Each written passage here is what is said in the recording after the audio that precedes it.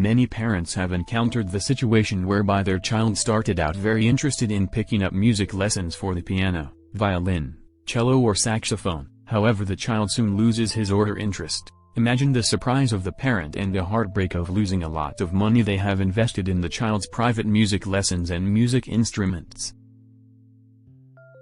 In many cases, the child, now grown up as a teenager, regretted his or her decision and wished their parents had been more insistent on making sure he or she completes learning the violin, cello or piano. There are 4 techniques which will encourage a child to continue his music lessons through teenage years. What are these techniques which will keep the child passionate about music?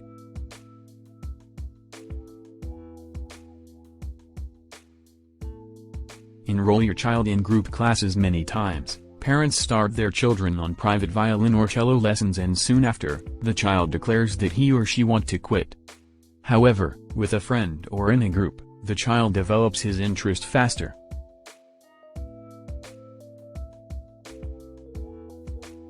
Group music lessons can be structured to be a fun activity, especially for young children.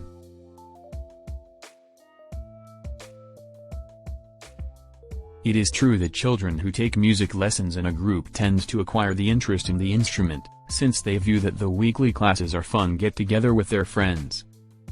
Aside from group classes, consider enrolling your child in a performing group like the youth orchestra. From regular practice sessions, your child will develop a deeper appreciation in the instrument. 2.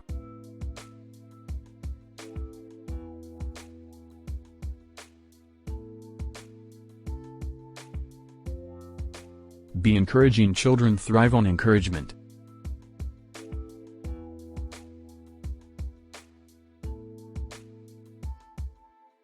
Be positive and give encouraging comments to your child.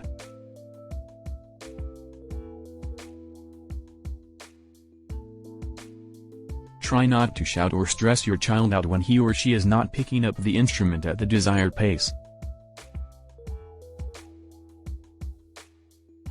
Aside from offering words of encouragement, reward them for practicing the instrument regularly. The reward could be a trip to the local ice cream store or a toy.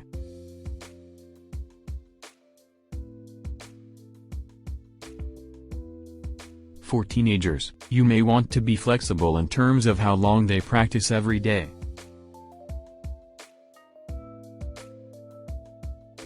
Three.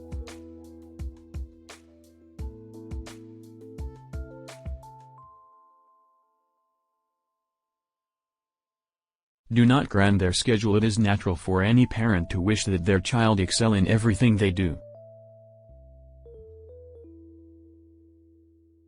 However, there needs to be a balance between cramming their schedule full of activities and classes and leaving them some play time.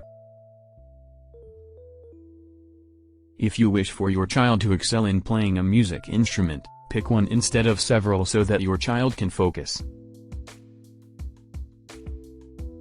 So in summary, if you ensure that the above 4 points are adhered to, this will ensure that your child develops passion for taking music lessons in whichever instrument he or she is interested in.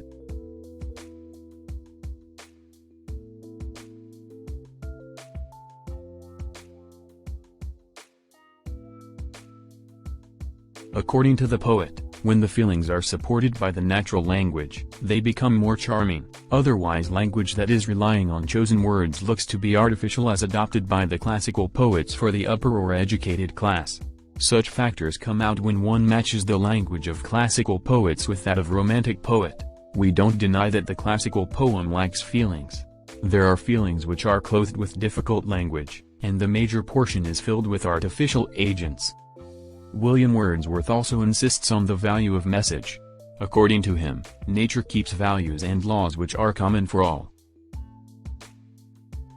It also teaches to be careful and watch the landscapes which are the gifts from Allah.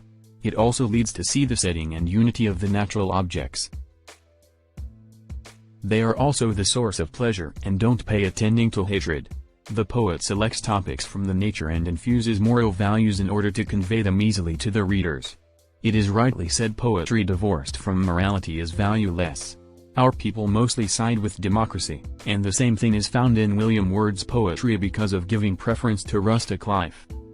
There is the need of action but not of elevated diction written in a manner as that it may prove fruitful for all. It also refers to simple language, but not to classical. The poet is the interpreter of all mankind feelings, but not of any particular class. His feelings are fresh and enhance the scope of poetry. William Wordsworth is nourished under the lap of nature. According to him, nature is the teacher as well as the mother. His poem The Spiritual Autobiography of the Poet also supports his thought and language. Nature brings before him the simple incidents but shows the great effect upon him. He interprets them in such language that the other may be enjoyed and taught. He uses the language of ordinary men because they are attached to nature and enjoy therein because he is loved by the common people, and the nature moves them as worthy. As that the classical poets or the educated people are unable to enjoy like the common people, for they follow difficult witty words, above the thoughts of common people. So the classical work is for the people of those who are attached to philosophy, whereas the structure of words, sentences and usage of words in the work of romantic poets also issues natural laws which are healthy for operating the society to amelioration. His lyrics, sonnets, ballads etc. are great treasure for the lovers of the port and nature. Such work also pursues the readers to examine and join the nature which issues immeasurable love, delight and instruction. Besides he uses great sentences, full of wisdom, and their content and the philosophy can't be interpreted into difficult sentences. They possess natural philosophy which needs simple sentences and natural vocabulary which is ever loved by the poet of nature. So love rushes towards heart, and the love of nature is also expressed with such language. And last, it comes on the surface that literary work becomes more charming for all classes when there is the touch of rustic life which simply and frankly teaches them nice decorum of life and guides them through all bumpy roads. Its teaching is great but when it is clothed with simple and countryside language, full of unselfish words, it confers upon the reader very pleasant emotions and leads through difficulty, proving it trivial before the teaching of nature. Besides this language never carries the words which are full of greed, jealousy, contempt, ill will,